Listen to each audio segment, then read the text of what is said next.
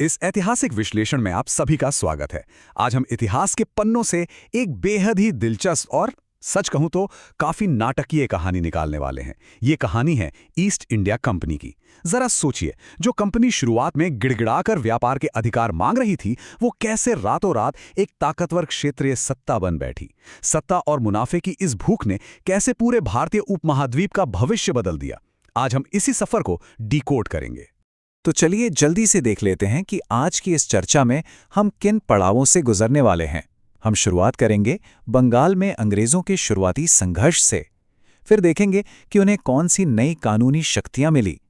इसके बाद व्यापार से इलाके पर कब्जे का सफर, फोर्ट विलियम का वो मशहूर संघर्ष और आखिर में वो गहरी सांस्कृतिक खाई जो उनके और आम लोगों के बीच पैदा हुई।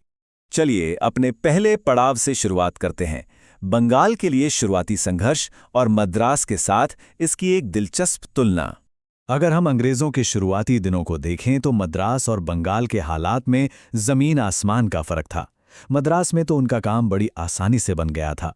उन्होंने एक हिंदू राजा से जमीन खरीदी और मुगलों के वहां पहुंचने से पहले ही अपना एक मजबूत किला भी खड़ा कर लिया। लेकिन बंगाल की कहानी बिल्कुल अलग थी। वहां मुगलों का पहले से ही तगड़ा दबदबा था। अंग्रेजों को वहां फैक्ट्रियां लगाने की इजाजत तो मिल गई, लेकिन किलेबंदी बिल्कुल नहीं। मुगलों ने इस पर सख्त पाबंदी लगा रखी थी। अब यहाँ इतिहास एक बड़ा ही अप्रत्याशित और दिलचस्प मोड़ लेता है। बात 1640 की है। शाहजहां की एक बेटी के कपड़ों में गलती से आग लग गई और वो बुरी तरह जल गईं। तब सूरत से एक सर्जन को बुलाया गया, डॉक्टर गैब्रियल बॉगटन, और इस डॉक्टर ने राजकुमारी का बिल्कुल सफल इलाज कर दिया। अब इनाम तो मिलना ही था। इस डॉक्टर ने अपने लिए कुछ नहीं मांगा, बल्कि कंपनी के लिए बंगाल में बिना कोई टैक्स दिए व्यापार करने की इजाजत मांग ली। जरा सोचिए, सिर्फ एक सफल इलाज ने बंगाल में अंग्रेजों के लिए कर मुक्त व्यापार के दरवाजे खोल दिए। और बात यहीं खत्म नहीं हुई। डॉक्टर बोगटन ने बंगाल के वायसराय और शाहजहां के दूसरे बेटे सुल्तान शुजा के दरबार में भी एक महिला का इलाज किया। इसका नतीजा क्या हुआ?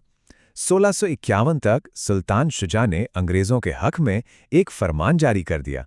और सबसे हैरानी की बात जानते हैं? इतने बड़े व्यापारिक विशेषाधिकारों के बदले अंग्रेजों को साल भर में सिर्फ 3000 रुपए चुकाने थे।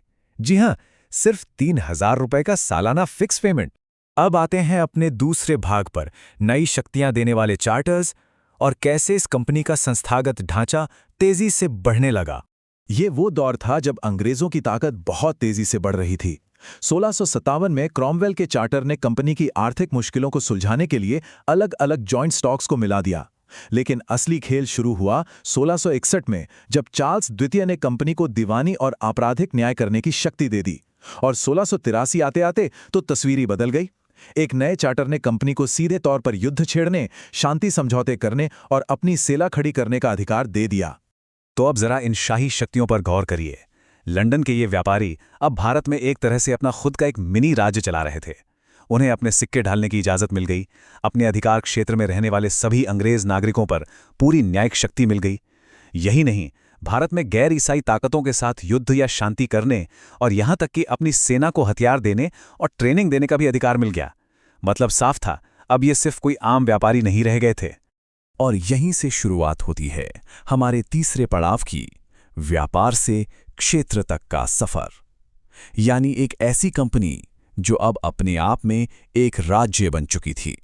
ये वो टर्निंग पॉइंट था जिसने कंपनी का पूरा नजरिया ही बदल कर रख दिया। जैसा कि हमारे स्रोत बताते हैं, मुनाफे की भूख अब जमीन और सत्ता की भूख में बदल चुकी थी। भारत में उस समय जो राजनीतिक उथल-पुथल मची हुई थी, उसने उनकी इन महत्वाकांक्षाओं को और हवा दी। एक ऐसी संस्था जो कभी सिर्फ शांति से व्यापार करना चाहती थी, वो अब क्षेत्रीय अधिग्रहण यानी जमीनों पर कब्जा करने के लिए पूरी तरह से उतावली हो चुकी थी। और इस महत्वाकांक्षा को रफ्तार दे रहा था उनका अथाह पैसा। इंग्लैंड से कंपनी के पास लगातार भारी भरकम पैसा आ रहा था ताकि वे भारत से माल खरीद सकें। इस लगातार होने वाली फंडिंग की बदौलत 17वीं शताब्दी के आखिरी 40 सालों में कंपनी ने औसतन 25% का भारी भरकम सालाना मुनाफा कमाया।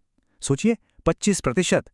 इसी बेहिसाब दौलत ने उनके सैन्य और क्षेत्रीय विस्तार की नींव रखी। चलिए आगे बढ़ते हैं हमारे चौथे भाग की तरफ, संघर्ष, फोर्ट विलियम का निर्माण और जॉब चार्नॉक की दिलचस्प कथा। जाहिर है, जब कोई इतनी आक्रामकता से फैलेगा तो टकराव तो होना ही था। मुगलों के साथ उनकी हिंसक झड़पें अब तय थीं। और हुआ भी यही। अक्टूबर 1686 में मुगलों ने हुगली पर धावा बोल दिया और उसे लूट लिया। इसके बाद जॉब चार्नक और बाकी अंग्रेजों को जान बचाकर नदी के मुहाने पर एक दलदली और बुखार से भरे द्वीप पर छिपना पड़ा। लेकिन ये कहानी का अंत नहीं था। शांति वार्ता हुई, लंदन से नई नौसैनिक फौज पहुंची और फिर अगस्त 1690 में जॉब चार्नक वापस सूतानाती लौट आए। वही सूतानाती जो आगे चलकर कलकत्ता बना। अब अंग्रेज समझ चुके थे कि उन्हें अपनी सुरक्षा के लिए कुछ पक्का इंतजाम करना होगा, और यहीं से जन्म हुआ फोर्ट विलियम का। ईंट और गारे से बना ये अनियमित चतुर्भुजाकार का किला इतना मजबूत था कि इसने अंग्रेजों को आखिरकार वो सुरक्षित और निर्विवाद आधार दे दिया जिसकी उन्हें भारत आने के पहले दिन से तलाश थी। अब वो पूरी तरह से सुरक्षित थे। इन किले की दीवारों के पीछे एक बिल्कुल नई दुनिया बस रही थी। मराठा खाई की सीमा के भीतर अंग्रेज गवर्नर और उसकी परिषद का राज चलता था। वे मुगल न्याय व्यवस्था से पूरी तरह आजाद थे। अब उन्हें हुगली, मुर्शिदाबाद या दिल्ली के दरबार का कोई खौफ नहीं था। यहां तक कि स्थानीय लोगों के मामलों में भी अंग्रेजों के पास जिंदगी और मौत तय करने की पूरी शक्ति आ गई थी। और अब हम पहुंचते हैं इस विश्लेषण के 5वें और आखिरी भाग पर, बढ़ती सांस्कृतिक खाई जिसने एक बिल्कुल अलग समाज को जन्म दिया। शुरुआती 50 सालों में जब अंग्रेज यहां नए नए आए थे और खुद को असुरक्षित महसूस करते थे, तब वे अक्सर भारतीय संस्कृति का सम्मान करते थे। वो फारसी बोलते थे और मुस्लिम नवाबों के साथ उठते बैठते थे। लेकिन जैसे जैसे सदी का अंत करीब आया और उनकी ताकत बढ़ी, ये असुरक्षा एक गहरी नस्लीय श्रेष्ठता की भावना में बदल गई। उन्होंने भारतीयों के साथ अपने सहज सामाजिक रिश्ते लगभग खत्म कर दिए। यहाँ एक बहुत ही दिलचस्प तुलना देखने को मिलती है। भारत में पहले भी मुस्लिम विजेता आए थे। उन्होंने भले ही अपनी एक अलग पहचान बनाए रखी हो, लेकिन उन्होंने आम लोगों के साथ घुलना मिलना चुना। वो जमीन पर बैठते, हाथों से खाना खाते और समय के साथ इसी आबादी का हिस्सा बन गए। लेकिन अंग्रेजों ने क्या किया? उन्होंने जानबूझकर अपने रीति रिवाज और अपने पहनावे को पूरी तरह अलग रखा। वे बिल्कुल ऐसे रहते थे मानो गंगा के किनारे नहीं, बल्कि लंदन की टेम्स नदी के किनारे रह रहे हों। ये जो खुद को अलग थलग रखने की उनकी जिद थी ना, यही सबसे अहम बात है।